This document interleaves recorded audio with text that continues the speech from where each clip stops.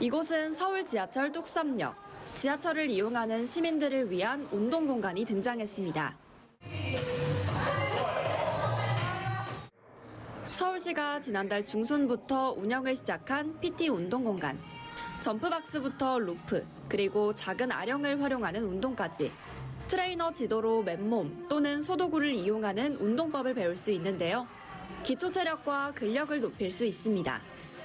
오다 가다 하면서 바로 이제 들어오면 운동할 수 있는 공간이 가까이 있으니까 그게 제일 좋은 것 같아요.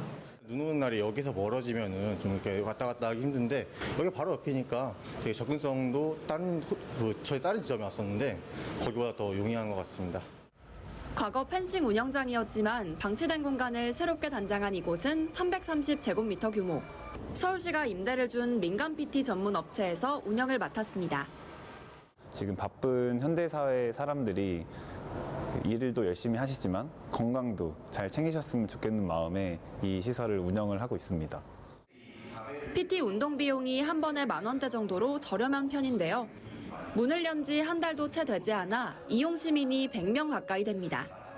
우선 가격도 되게 저렴한 편이고 또 그룹 PT임에도 불구하고 코치님들이 10명 이상임에도 굉장히 신경을 많이 써주시고 초보자도 이제 잘 봐주시고 그 그룹별로 이제 진행하면서 레벨에 맞춰서 잘 해주셔가지고 그런 점에서 좀 많이 좋았고 자세를 되게 꼼꼼하게 봐주셔가지고 그런 점이 되게 좋았어요.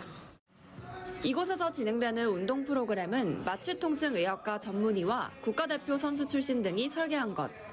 특히 스쿼트를 비롯해 데드리프트, 크런치 등 이름도 생소한 운동을 배울 수 있습니다. 운동을 이걸 잘 따라갈 수 있을까 좀 긴가민가 했었어요. 근데 이제 좋은 습관 코치님들이나 이런 대표님들이 좀 많이 독려해 주시고 또 운동하는데 동기부여나 또 이렇게 어떻게 방향성을 나아가야 되는지 좀 잘 알려주셔가지고 등 근육도 마찬가지로 수축이 되면서 이제 많이들 관심을 갖는 라운드 숄더나 거북목이나 이런 분들이 모든 직장에는 다 있는 것 같아요. 그래서 운동을 할 때는 그거와 반대되는 힘을 쓸 수 있게 평소에 사용하지 않는 힘들을 사용할 수 있게 많이 만들어 드리고요. 가라테 아시안게임 메달리스트이자 전 국가대표 선수가 무도 클래스를 진행하기도 한 이곳. 매주 주말에는 의학건강 세미나 등 특별한 강의도 열립니다. 공익을 위해서 좀 이제 주말에 특별하게 클래스를 이제 구성을 했고요.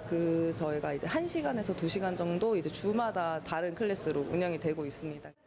운동을 마친 뒤 바로 출근할 수 있도록 샤워장과 사물함도 갖춘 이곳. 커피 전문점이 마련돼 쉬었다 갈 수 있습니다.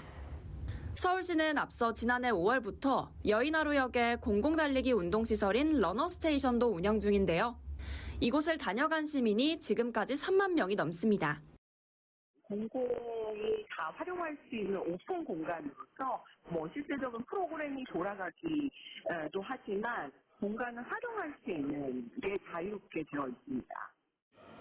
서울시가 지하철역에 잇따라 마련하고 있는 운동공간. 올해는 신당역과 문정역, 먹골역 등에도 시민 운동공간을 추가로 조성한다는 계획입니다. 몸과 마음에 활력을 얻는 데 도움을 주는 지하철역 운동시설.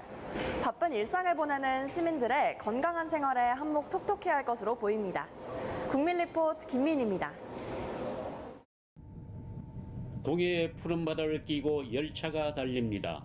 차창 밖으로 펼쳐지는 동해 바다가 눈과 마음을 시원하게 해줍니다. 하얀 파도와 끝없는 수평선을 마주하니까 도시에서 쌓였던 스트레스가 확 날아가는 기분이 드는 것 같아요. 너무 좋습니다. 그동안 여기 오려면 차를 타야 해서 좀 불편했는데 이제 기차가 생겨서 마음 편하게 올 수 있어서 좀 더 쉽게 성큼 타서 느낍니다. 동해안선 포항에서 영덕, 삼척까지 구간 166.3km가 착공 15년 만에 완공됐습니다. 동해 중부선은 1920년대 철도 건설이 부분적으로 이뤄진 후 100년 만에 전 구간이 개통됨으로써 바야흐로 동해안 철도 레네상스 시대를 맞게 되었습니다. 포항 삼척 구간이 개통되면서 부산에서 강릉까지 363.8km 전 구간의 열차길이 열렸는데요. 여행객들에게 특별한 즐거움과 볼거리를 선사합니다. 네, 기차 타고 파란 동해 바다를 감상하니 몸도 마음도 함께 힐링되는 기분이에요. 동해선 열차는 강릉과 부산, 강릉과 대구 구간을 하루에 왕복 4회씩 각각 운행합니다. 이 구간을 운행하는 새마을호인 ITX 마음은 시속 150km로 달리는데요. 이러면 올해 말부터 시속 260km인 KTX 이음이 투입되면 강릉 부산 소요 시간은 4시간 초반대로 줄어들게 됩니다. 보기가 애들이 보기가 힘들었는데 지금 기차가 연결돼서 편하게 연결됐어요. 너무 좋아요. 장시간 운전하려면 피곤도 하고 정체라도 되면 낭패잖아요. 이젠 그런 걱정 안 해도 되겠습니다. 이번에 개통된 포항 삼척 구간에는 13개 역이 신설됐는데요. 해안 가까이에 있는 역들은 지역의 명물을 형상화해 특색 있는 외관으로 꾸며졌습니다. 그동안 울진 지역은 육지 속의 섬이라 불릴 만큼 교통의 오지로 여겨졌는데요. 이제 그 오명을 벗고 관광명소로서의 새로운 도약을 준비하고 있습니다. 관동 8경에서 국가지질공원까지 동해선을 따라 다양한 관광 자원이 풍부한데요. 강원도와 영남권 간 교류가 활기를 띠고 이 지역의 관광 산업이 활성화될 것으로 기대됩니다.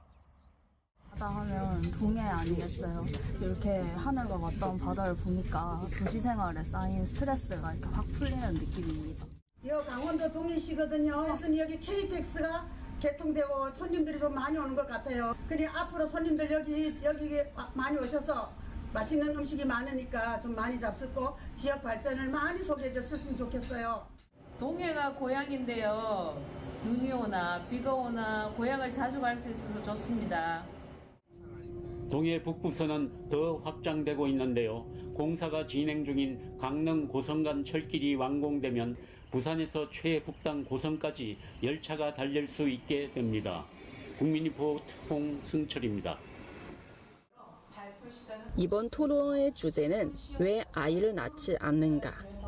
저출산 위기 세계 10위 중 아시아 6개국이 차지하고 있습니다.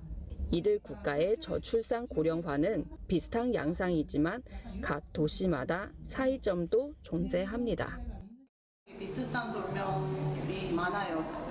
남녀 불평등, 가부장, 가족주의 이런 이야기가 나왔는데 저는 한국에 오래 살았던 일본 사람으로서 한국과 일본의 차이는 확실히 있는데 좀 다른데 그래서 그 부분에 포커스를 맞춰서 자료 준비를 했습니다. 한국은 인구 문제를 해결하는 데 이주민 유입도 한 대안으로 삼고 있는데요. 실제 이주민들이 체감하고 있는 분위기는 어떨까요?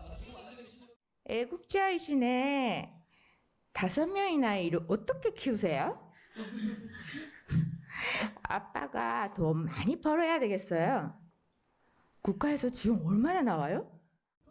한국에서 짧게는 4, 5년, 길게는 20년 이상 생활하고 있는 이주민들이 자신의 나라와 한국을 비교하면서 어떤 점이 비슷한지, 어떤 점이 차이가 있는지 이야기 나누고 자신의 생각을 말합니다.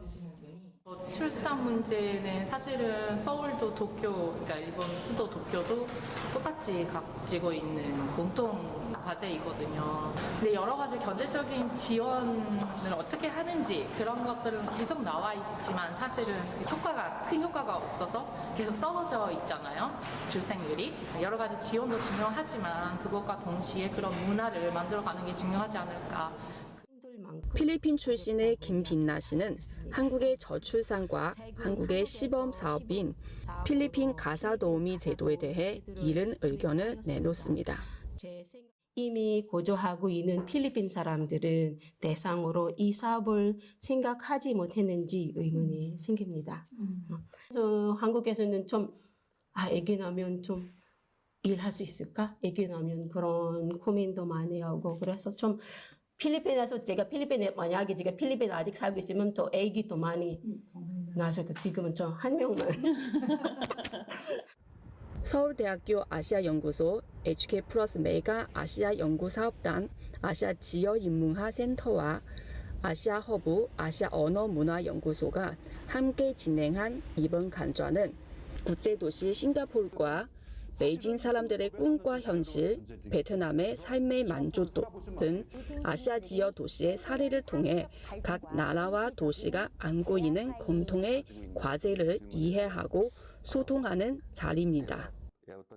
강좌를 들으면서 느꼈던 거는 단순히 한국을 살면서 느꼈던 그런 행복감에 대한 생각이 좀 더 수치적으로 명확하게 다른 나라랑 비교했을 때 많이 부족하다는 거를 조금 느꼈었고, 그리고 그거를 극복하기 위해서는 다른 나라들의 문화를 좀 많이 참고를 하면서 공부를 하면서 서울대학교에서 이 아시아 지역의 대도시를 대상으로 연구조사를 했는데, 우리 주민 선생님들도 다양한 곳에서 다문화 강의를 하고 있는데 조금 더 전문적인 연구 결과를 보고 같이 토론하면서 또 공부하면 어떨까라는 생각을 해서 함께 하게 됐고요. 서울대학교 아시아연구소는 15개 대도시에서 1,500명이 참여한 아시아 대도시 가치 조사를 실시하고, 이를 토대로 한국 사회가 다문화 사회로 진입하는 데 필요한 내용과 개선 방안을 제시하고 있습니다. 한국에 와 있는 아시아의 다른 국가들의 주민들이 와서 살고 있는데, 그 사람들이랑 서울 사람들이랑 같이 공동으로 잘 살아내기 위해서 서로 이해하는 것이 되게 필요하다고 생각했습니다. 대한민국은 빠르게 다문화 사회로 진입하고 있는데요. 체류 중인 외국인 주민이 지난해 260만 명에서 2030년에는 300만 명에 이를 것으로 전망됩니다. 서울대학교 아시아연구소가 주최한 아시아 대도시 가치조사 열린 강좌는 교수 및 전문가들의 연구 발표와 함께 이주민 토론자들이 실제 경험담을 나눔으로써 우리 아시아 문화를 이해하는 의미 있는 기회가 되었습니다. 국민리포트 노링리입니다.